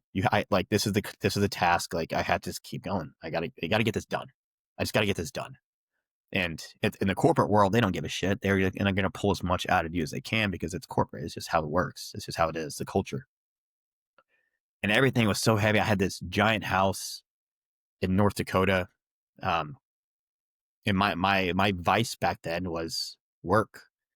Like if I didn't feel happy, I'm going to go grind away on a project. I'm going to make some progress. I'm going to make myself feel better while I sacrificed everything else, being a father, being a husband, everything else in my life was starting to suffer. So I got to the point where like, I asked my wife, like, do you just want to go, like, do you just want me to get you a place in Vegas for you and Everett, our kid, can go stay, not in Vegas, it's a suburb of Vegas, because her friends are out there. And I was like, and I can just stay here and work. I'll fly that way, every weekend because it's one-way flight, no big deal. I sent them away. As shitty as that sounds, or as shitty as that is, I sent them away for like 4 months, and I just stayed in that giant house by myself. It's a Saturday night. It's 10 o'clock in the evening, and I'm just steadily just working, just grinding out reports for corporate bullshit. And God, it was so heavy, man. Because like it was, there's certain times of the year when just the universe aligns in a way where this is the month where Brim and Barraza got hit, and then killed himself, and then last 2 weeks ago, these three, like there's these certain parts of the year that are much heavier than the others. And then I don't know if it's just the universe and the frequencies, if you're into that kind of stuff, like everything's just aligning in a way where I'm subconsciously feeling these things much heavier than they usually would be. And it was like a perfect storm for that scenario. And I'm just sitting in my fucking, my office. And I just did a podcast the other day with a guy, and I told the same story. And I have never, like, it wasn't up, that last podcast I was on was the first time I've spoken about it publicly. Up until that point, literally the point with that podcast, the only two people I've ever told about this was my mom and my wife. And but by talking to them as much as I've been talking to them and being vulnerable, I've been able to get it out much more thoroughly without it being so heavy. Like I would ugly cry at certain points. Like I just couldn't verbalize like the shame and all the other stuff that was attached to the decisions I was making and yada yada. So I'm in this giant house working on reports, and it was just like everything was just so heavy, man. Like it was right around the time of year where Brim and Barraza got hit, and and then it was just a rough year in general because there was other stuff that had happened that year, and I sent my wife away and with my son, and then it was just all this weight of just this relentless need to provide, and if I'm not keeping up with the things I'm prescribed to keep up with, I'm not living up to who I'm supposed to be as a father, as a provider, under the guise of providing. Like I wasn't being a father I was supposed to be. I wasn't being the husband I was supposed to be. I need to go make more money so I can keep providing this or providing that. Not realizing that I was sacrificing my relationship with my son, I was burying my relationship with my wife. And I'm sitting in this room, my office, and I look over where my son, because he was in homeschool at the time. I looked over at the desk because he shared a desk in my office with me, and like that's where he used to sit and do his his homework, his schoolwork would be in my office with me. And it was just like kind of like the dude's area, like I had my office, I had my setup, he had his setup, and he hasn't been here for 2 months, like, and it's just like everything got really heavy. And like this one night, dude, I hit pause, like everything's really heavy. I hit pause, like I'm gonna stop for a minute, and I reach over, and I have this book by Leo Jenkins. It's a bunch of poems and stuff like that, and I opened it up, and like the first one I read, I was just like, yeah, I'm just gonna tell you, oh, what's this? Pick it up and open it. And I read the first one I read, and it was just like a floodgate of just, here's all the shit you're fucking up right now. Like here's everything that you're burying. Like here's who you are as a man right now. Like, so it was like the first time I feel like I genuinely had a real perspective of who I was becoming. And then you attach that to all the other things that were weighing on me that I just never really made peace with. And like this closet just opened and everything fell out. And like, dude, I almost pulled the trigger that night. Like I looked at my 45 and I started praying. I said, God, if you don't give me a sign, like in the next immediately, like genuinely, I'm about to pull this fucking trigger. Cause it was just, I was overloaded. I was overwhelmed with work, trying to keep up. It was a time of year when I had a bunch of buddies that like got killed. And, and then you start thinking, it's like, man, I used to play Halo with that guy in Mosul. We would go to chow together. We would, and everything was just, it was just all these emotions were just stacking up. And I started praying, and man, it wasn't even 30 seconds later, my wife calls me. And I didn't tell her about this until months, maybe even a year after this happened. Like, cause I was ashamed. And she was like, hey, what are you doing? I was like, I'm just usual, sitting at my desk. It's what I usually do. It's what I always do. She says, hey, what are you doing? I said, oh, nothing. I just felt like I needed to call you. I just felt like you were just, just bored. wanted to see what you were up to. Just felt like I needed to call you. And like, I interpreted that as that was a sign from God. But like, dude, if my wife hadn't called me when she did, I don't know. I can't say I would or wouldn't have, but I can say for the emotions I had in that moment, I feel like I probably would have pulled the trigger that night. And so like, we have outlets now, but like when we got out, we didn't have these outlets of men's groups and stuff like that where we had help. I don't know how I got on this topic, but man, I didn't mean to ramble into all that, dude. You're totally fine, man. You're Yeah, totally fine. but I didn't mean to ramble into that. But so I don't even know how that got started, how I started rambling into that, but there it is. Um, it is amazing how much support we have now. Yeah, It's almost yeah, to the point of though uh, analysis by paralysis, because that's still that underlying thought on the person that's suffering's forefront of their mind is, well, I don't want to be a bother, or I don't, or even imposter syndrome. I'm not deserving of this person. Other people need help. And then that's fine, because you can gut things out for quite a while. You can, whatever you want to say, Ranger, you can outwork your way, and then all of a sudden you can't. And right. then it's too late. And then you got to fight against a split second decision. And with, I tried to drink myself to death. I was very good at it. I can I've drink had an awful lot. one of my privates did that. Like it's a real thing, dude. Like it's a real, like, Yeah. genuinely, one of my privates who was my private as a fire team leader went MIA for 6, 7 months, and then I get a call. I was like, fuck, you know, like, I'm sorry, I didn't mean to cut you off. No, you're good. I, that was mine. But, other people, they were fighting against split second decisions. So, and I say, with lesser known operators and the other stuff, uh, making some of this now sad content that I'm making is very difficult for me. But nobody else is going to make it. Nobody else is going to say, "Hey, we have these memorial posts, and we're all here for you up until you make that decision. Hey, here's what actually happens after you make that decision. This is what actually happens to your friends and family."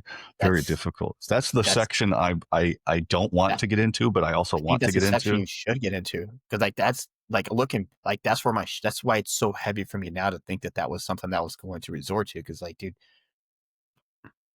like how much of a, and I say this in a way that's meant to be as unoffensive as possible, but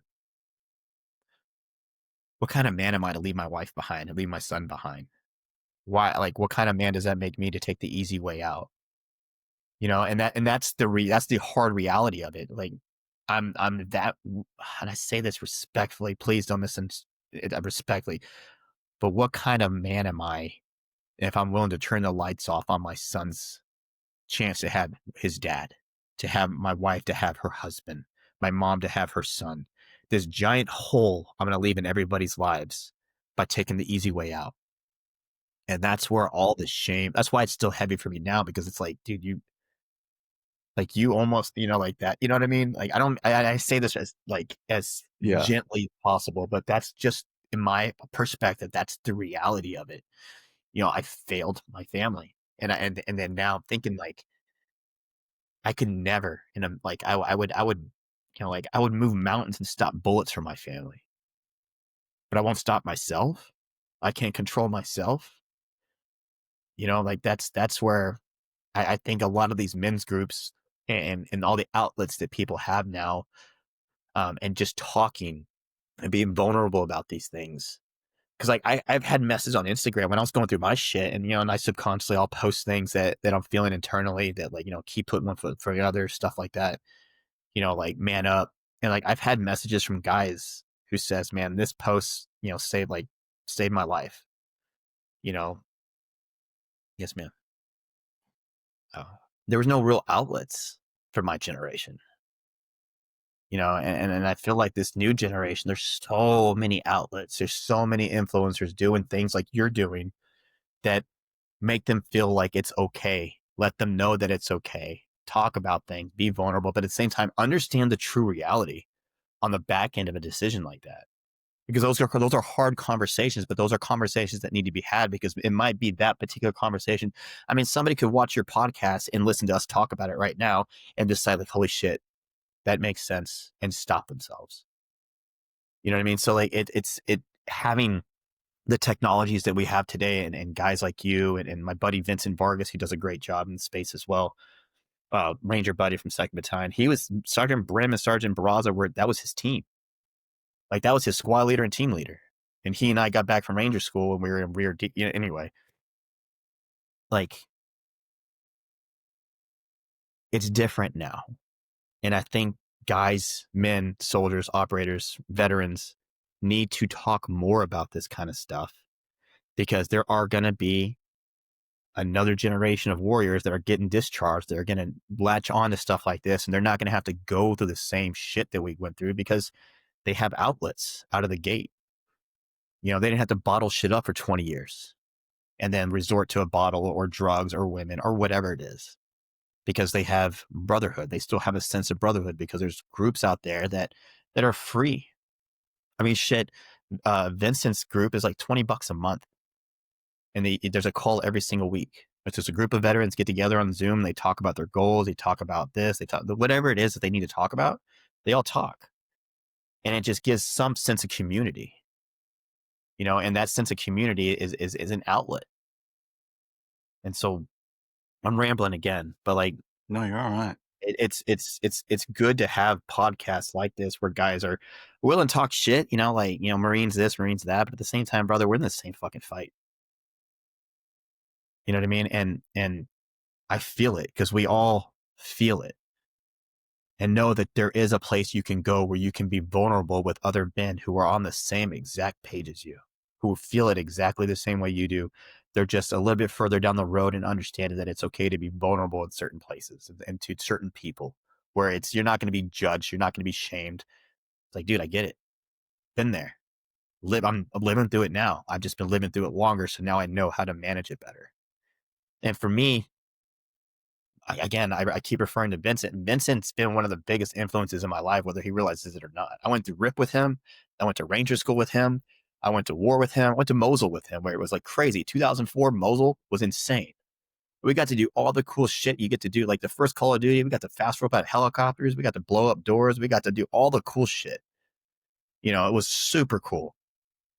But when you grow up a little bit, you know, and things start to happen, and guys aren't here anymore, you start thinking about those good times, but now those good times are attached to somebody that checked out or isn't here or whatever. And it's heavy. It's heavy. It's really heavy.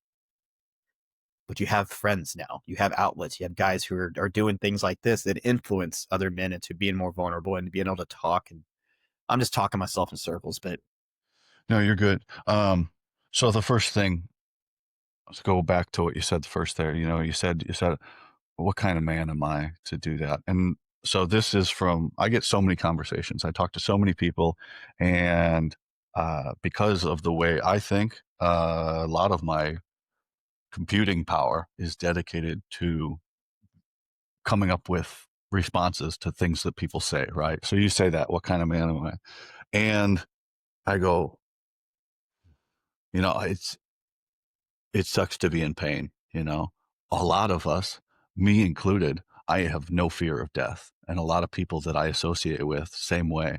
But I am afraid of pain. Being in pain is horrible, and being in pain that is so unbearable that it drags you into hell is unequivocally the worst pain that you can go through. Physical pain is one thing, but in your head, in your mind, where you are actually being dragged into hell is, on a scale in people's minds, death is much easier than that. Like, and if you're not afraid to die, but you are afraid to live in that pain, that's an easy decision every day of the week. So when I hear that, that's what I've come up with is we are talking about a pain that has no equal, that is so bad that you will take death over being in that much pain. Now, it's okay. So there's two discussions, right? There's how did we get to this point, which is case study for officers and fucking politicians that don't give a shit, right? But doesn't matter. We are where we are. We are here. So how do we deal with that? Well, whatever we're doing is not working, or historically it hasn't worked to get us to this point, and it will like it will go down. But God, you have to be honest with people and tell them what you're going through. And then you have to have perspective to understand and then listen to people as well. You have to listen to your friends. Everybody's problem, everybody has their own life, right? And we don't want to be a burden on people. And you know, whether you are or you aren't, you'll perceive that in your mind that you are. And then you'll make things up. And that's the worst, when you're sad and you're in pain, and then you start making stuff up. You start withdrawing even more and more. So I've said on the show many times, people don't read and they don't listen. So, but they will watch what you do.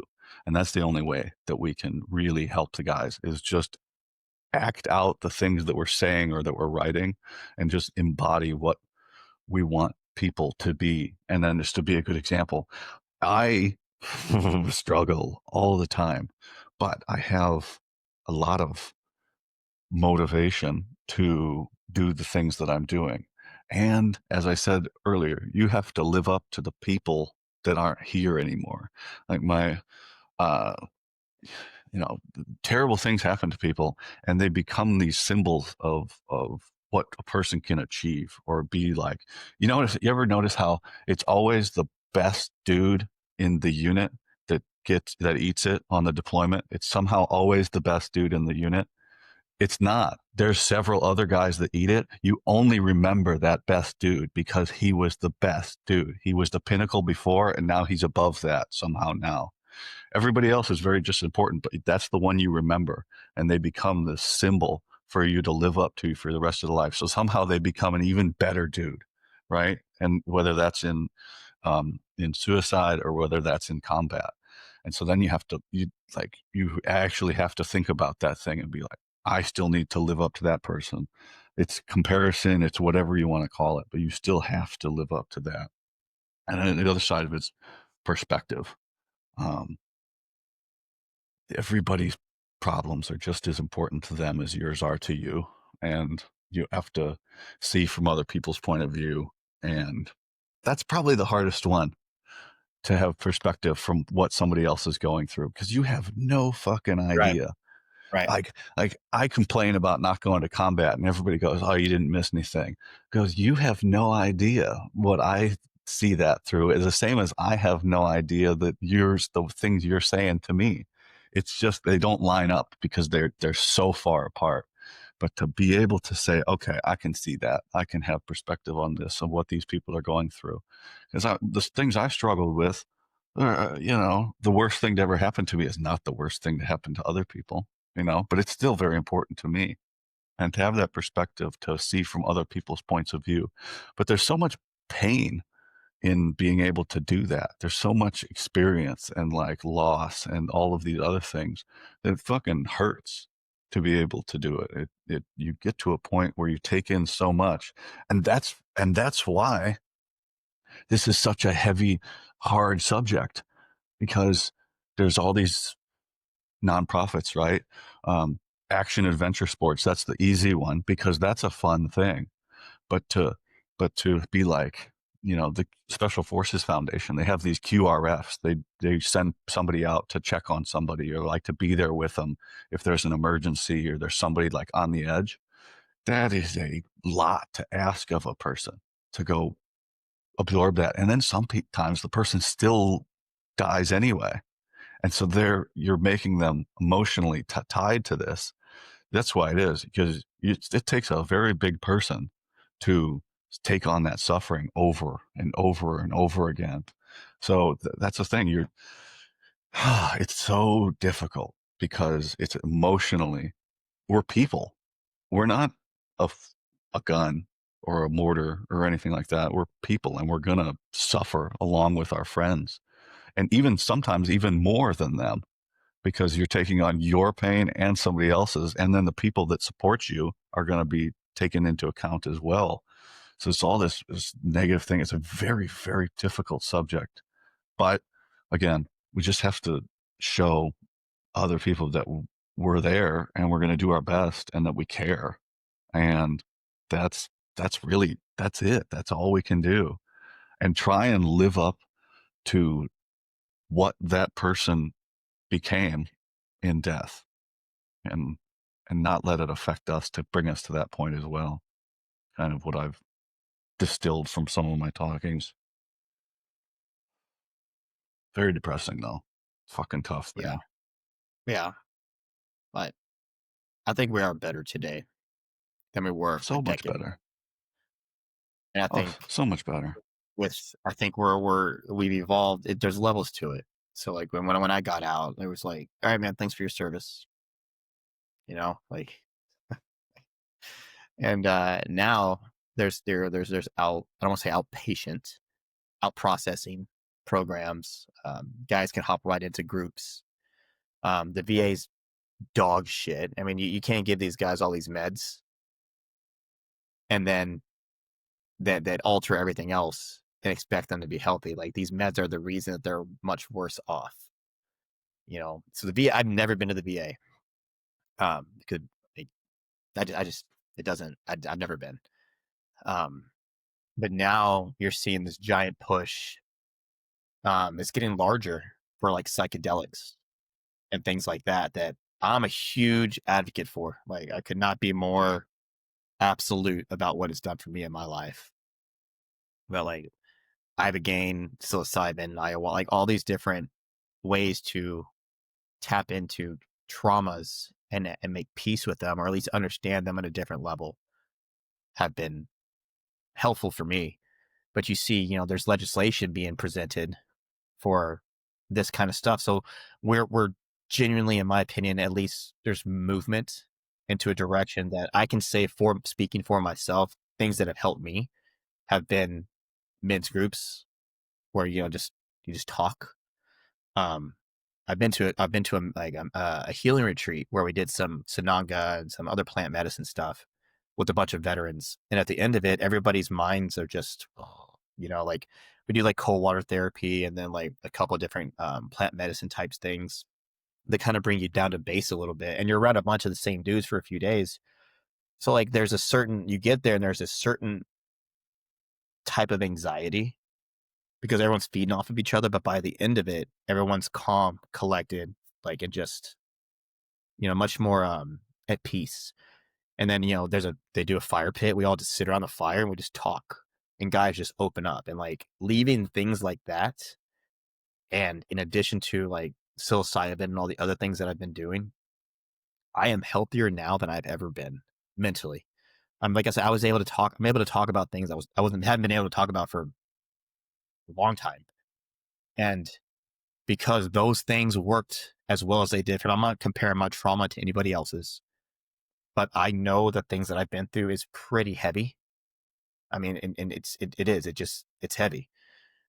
And if I'm able to get to the point in my life where like I can speak about things, I have peace with things, I have peace with the decisions that I've made in the past, and I'm able to move past them and build my life on top of them and use them as fuel to improve who I am as a man, as a father, as a husband. The avenues that I've taken that have gotten me here are starting to become more and more um, apparent to other people, or have other people have access to. And so like, I say that to say this, like there is definitely a move in the mental health and for veterans moving forward, because there's this, there's all these other avenues that work.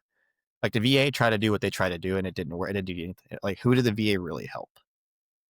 Like, can you name a single person that the VA's like genuinely had their best interest in mind? Probably not. Probably not. I mean, I'm sure there are guys out there, but like, I don't know a single dude where they felt like the VA gave a shit about them. And that's not helping at all. That's making things worse. That's My making my things. psych my psych and I seem to get along very nicely, but the VA is not a person as a whole, though, Right. as But I point out. like, so I agree. I understand. But like, if they're, hey, I got this problem. Yeah, well, we can see you in 4 months. Like, Oh, that's yes. Here's my analogy for that. The VA is great as long as there's nothing wrong with you. So, What? because every time I was like, I need to make an appointment, right? It's like, oh, we can get you in 6 months. Well, 5 months and 25 days rolls by, and I go, I got something to do on Friday. I have to Yeah. cancel this appointment. So guess what? It's now a year from when I originally started this, That's and then it's so like, well, fuck it. that makes these guys feel abandoned, which only Yeah, that's. amplifies their already problems that they're facing. But I will say, if anybody listens to this, the walk-in mental health at the VA has been everything I needed it to be every time I went and used it all 3 times. So that I say the Never VA is been. great if there's So nothing wrong with you. So, but if you are in an emergency or you are dying, the VA will be there for you. It's just if you need to make an appointment, it might be a little more difficult. that's my experience with it. It's like I'm not waiting 4 Yeah. months. Like I'm just gonna Yeah. go pay for a different. I'm gonna pay out of pocket for this guy over here that can see I'll me just next get the week. Robitussin at the Walgreens. Yeah. So like, but like I said, like I say that because it just makes it genuinely makes dudes feel abandoned. Yeah. It's like, God, dude, like I went to war several times. I've seen some really gnarly shit, and now I'm trying to go and see somebody about whatever, and you're telling me I got to wait 4 months. It's like, come on, like I think like the system cannot be that like not give a shit. But that's the impression that guys get. So that's going to only like I said, it's only going to amplify their already felt that they're all their emotions that are bottled up. You're only going to make them feel worse. And then I know guys that get prescribed cocktails of bullshit meds that aren't good. Just go take 7 grams of mushrooms, go sit at a beach and do some, deep work. Not saying do that. I'm not saying do that, but that's what I've done. And I come out of those much more, I have more clarity on what's important in life because I have I don't know how psilocybin works, but my understanding is that it connects neural pathways in your brain that have just been dormant or conditioned to not open. And then when I can take a deep dive into my own conscience when I'm by myself and I go into it with intention, I always come out grateful to be alive, happy to be here, appreciating my life for what it is, the good, the bad, everything. I'm grateful because I take a step back and I look at how perfect my kid is, how beautiful my wife is, how supportive my mom is, how all the dudes in my life that are still in my life that have stuck around, that are still my friends or whatever along the trip have just been good dudes. I have so much to be grateful for, so much to be happy for. It's so blessed to hit the lottery and be alive today. Because just being born in itself is like what, 1 in a trillion or something crazy. So just One in being here, 400 billion. Yeah. yeah. So just being here in itself that's huge. You made it through all that. You got to experience all these emotions. You got to meet all these people. Life should be appreciated. Life be grateful. Anyway, so it's helped me become much more grateful for everything because everything I've experienced has led me to emotions that I'm grateful to have experienced now. Because now I know what it feels to be human. Now I know what it feels to hurt. Because how can I really appreciate the good without experiencing the bad? How can I really appreciate how beautiful my life is without going through the things I've gone through? So like when I look at it and it's, this again, the psilocybin brought me to these conclusions. It's like how beautiful it is to be here.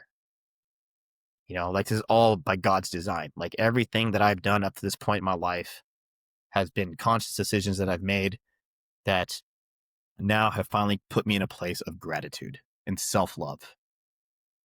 Like I don't hate myself anymore. Subconsciously, I feel like that at points in my life, like I really just hated who I was, and I masked it with drugs. I masked it with women and whatever else was going on in my life. And psychedelics helped me a lot. That's all I'm saying. And it wasn't the VA. As for moving forward, I regarded myself pretty highly in the military. I was the best soldier in my unit. I was the best soldier on my post. when I went to selection, I was very good. When I was in the course, I was very good. And then I got out and I was not so good. I was like, I'm not being great. And now with all of this and with lesser known operators, I put up a post for Veterans Day because everybody had so many cool pictures. They had all these cool pictures. I was like, I don't have any cool pictures, so I'm gonna black out my eyes on just a normal picture. And I That's a put cool my picture. yeah, like a little slogan, I can, and I've worked this out. I can still be a Green Beret in civilian clothes, and I can still be an example to people. I can still lead and mentor soldiers. Mhm. I can just be better on this side than I was on that side. And there's nothing stopping me from doing that. There's nothing stopping anybody from continuing to be an NCO or to be a fucking senior leader in the military. You can do it on the civilian side and you can be an example. And that's with this. Like I have a small show, but there's a ton of small shows. Actually, there's not. There's quite a few small shows. And then there's some bigger shows. And then there's some really big shows. But they work as a collective to get all this information out there. It's all a fucking, you know, you can map out a mob of people, right? But you can't figure out what a single person is going to do. But the group as a whole is going to accomplish the goal of getting the information out there to almost everybody. And then the people that aren't on social media talk to the people that aren't and all this other blah, blah, blah, right? So it's all work together. So everything helps somewhere. And we're helping somebody come to some decision, hopefully, Mhm. and these things. And it's hopes in the things that we do, not the things that we say or that we write down, but that's part of it. But the things that we actually do, we embody the things that we say, and that people take note of, and hopefully we can do that and be better. But you can still be that person you were when you served. You can just be it now, and hopefully be there for somebody then when they really need it. And But that's you what. can't for everybody.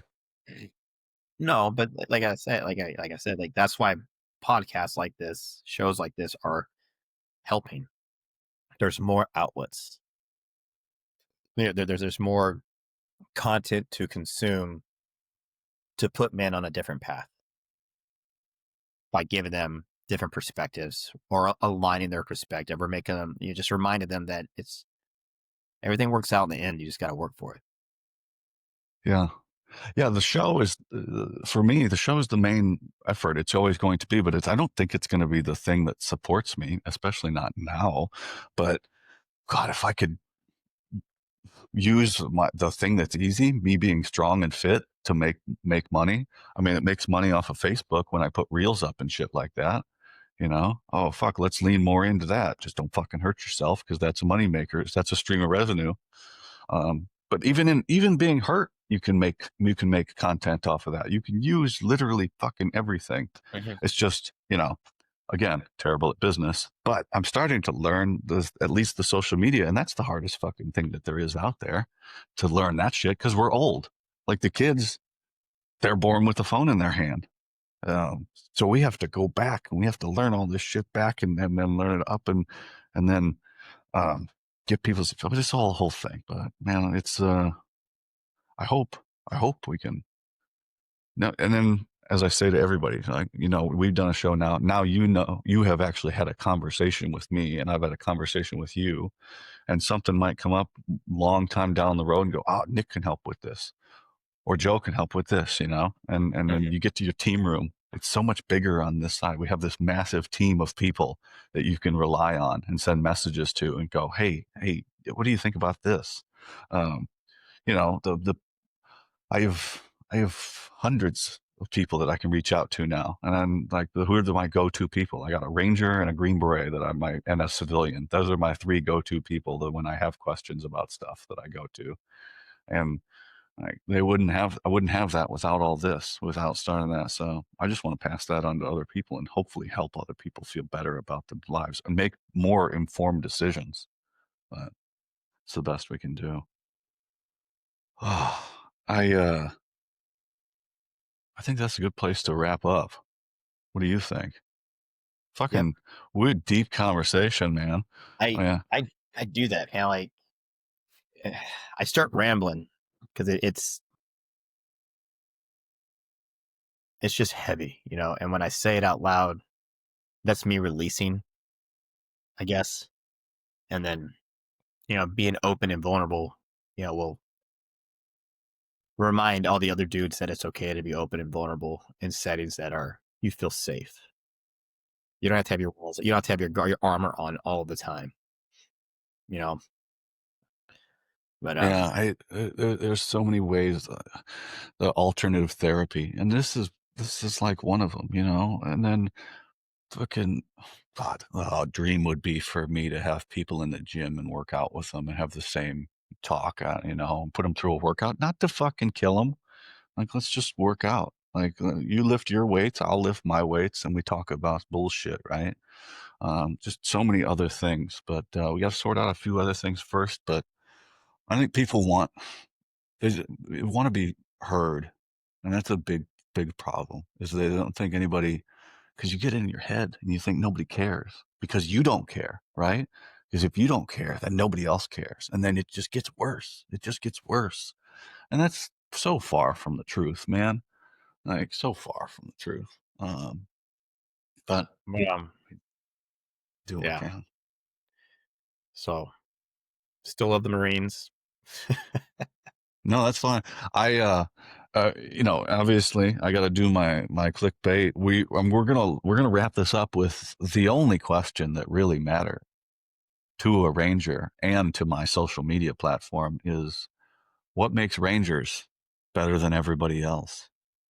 Grit, grit, grit, money. If we're being honest, JSOC has way more money. But collectively as a whole, the Ranger Regiment, it's a voluntary unit. Everybody there chooses to be there. They're not forced to be there contractually. Like, if you don't want to be here, go to the 82nd. Not that there's anything wrong with 82nd, but it's a discipline thing. And I know a lot of Marines will say, you just describe the Marine Corps. It's like, yeah, I guess in mentality, but you give you give my Ranger private 2,500 rounds to shoot at day and another 2,500 to shoot at night. And you give the Marine 250 and 250, my Ranger's going to shoot better than your Marine. Plain and simple. I mean, if you want to get to the the nuts and bolts of it, you take the war fighter mentality out of it. It's based on pure training volume. And that's not debatable. It's measurable. That's why Rangers are better at mostly everything else, because of money and numbers. We have the numbers and we have the money. No other unit on the planet, it's not even debatable to me. You give a Ranger platoon all of its assets, not a single other unit on the planet can operate in the same way. Because it's, again, as a battering ram, so I'm being clear, like, Rangers are not hostage rescue. As much as dudes will try to act like we're surgical, motherfucker, we'll blow your door up, and we're ants. We're not like the SEALs, where we're going to check if the door's open and sneak in, because we operate it, we work, because regiment, we're the muscle for JSOC. We're Delta's muscle, we're Team 6's muscle, we're the battering ram. We punch the hole in the wall so you can get inside.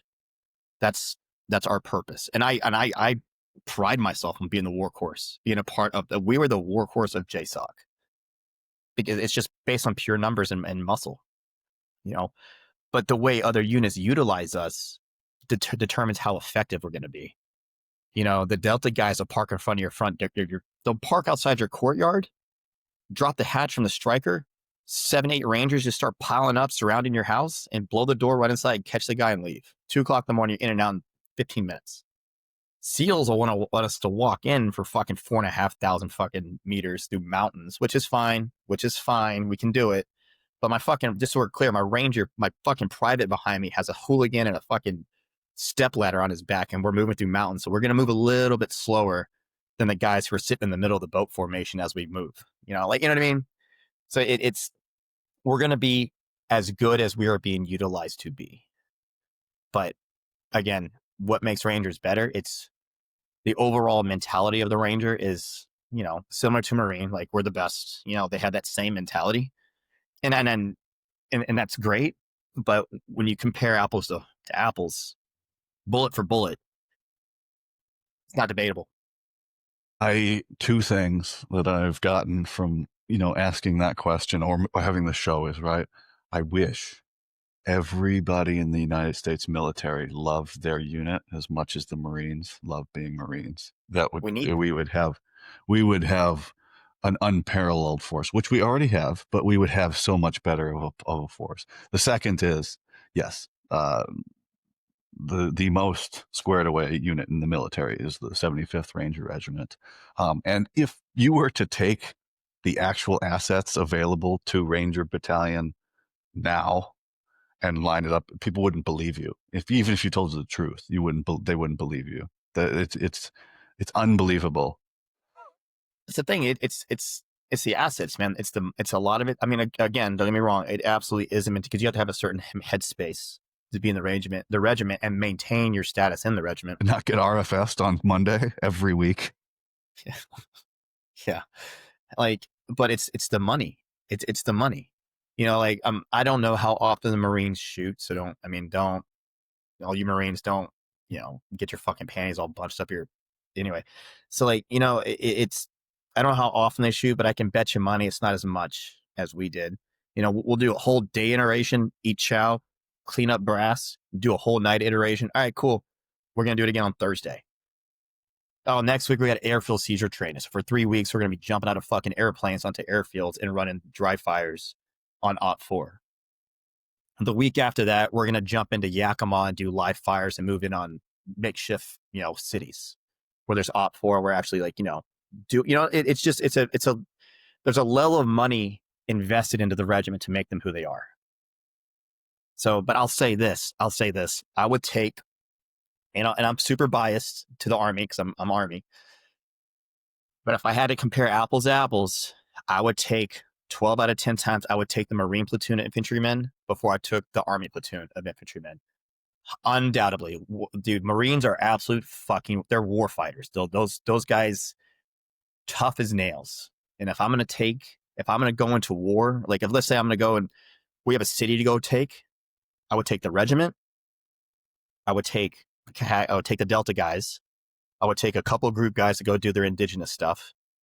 And I would take as many Marines as I could before I took anyone else in the Army.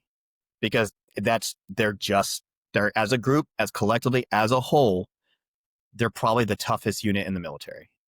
They're tough. They're fucking tough. And when bullets start flying, I want that dude that's tough as nails rather than that guy who just got a DUI and he just married a stripper and whose life's all fucked up, but you're contracted to be in the military, so you're still here. I'm not saying, God dang, I'm not saying that they're all like that. You're not supposed to do those things? Yeah, no, I'm not saying they're all like that. You understand what I'm saying. Collectively as a whole, I would take a Marine platoon of infantrymen, I would take a battalion of Marines or a regiment of Marines before I took a regiment of regular Army infantrymen. Well, now you want to start doing other cool stuff? No, the regiment holds the can. Like we hold the torch. You want to take over a city and everyone gone or neutralized? Regiment. We'll do it better. This last one, I was just on Lewis, right? And I forget what the fucking main road, but I just passed the shop at right there on the left, and the airfield's over there, and it's dark, and I can see the 160th firing up all their stuff, and I'm going to get into bed, like, and get in my nice cozy bed and do my content stuff for tomorrow and go to sleep, right? And I look over and go, man, they are just getting up to go fucking jump onto that airfield, or they're just getting up. I go, yeah, you guys can keep that. And I'm going to go get in my nice hotel and go to sleep. Man, that's another unit that, dude, those 160th guys, man, dude, like, they're coolest. They're so cool. Like they're just such cool dudes. And we did this last little thing I'm going to say, we did a mission. We did an op in Iraq. And we hopped back on the Little Bird to take off. It was like a jet. It was like gone. And like we're on the lips. And like, I'm 19 years old, dude. Like, and this is like everything I signed up for. This is everything. It was the coolest deployment ever. It was, and like they take off. And it's just like, there's all these people in this, we're flying over Mosul, going back to the FOB or whatever. And it was just those guys, their ability to like 0 to 60 while keeping us on the birds was incredible. Like they're just such cool dudes, man. Their ability to fly helicopters and just the way that they're able to maneuver those things. Like it's here's a roof. We're down like 6 seconds. They're just like boom, boom. Like, and you would think, you know, when I would think visually, I'd never seen it. I was on it, but like I would imagine that we were like this. Like, how am I still on? You know, like how am I? It was hard to explain, but like down, and then they go away. You know, it's They're just good at their craft, man. They're just better. They're just better than everybody else. yeah, That's and it again that circles back to mindset and training and money.